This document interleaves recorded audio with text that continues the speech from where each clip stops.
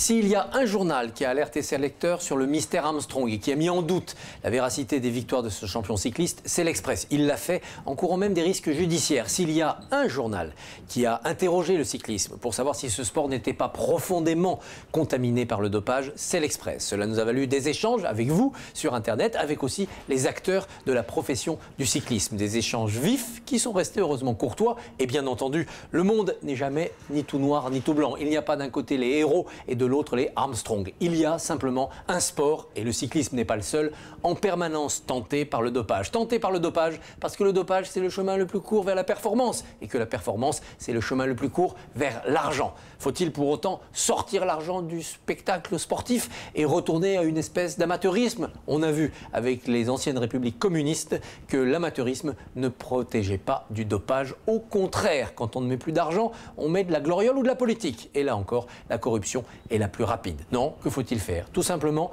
faire les efforts qu'il faut pour qu'en permanence, la lutte anti-dopage ait de l'avance sur les dopés.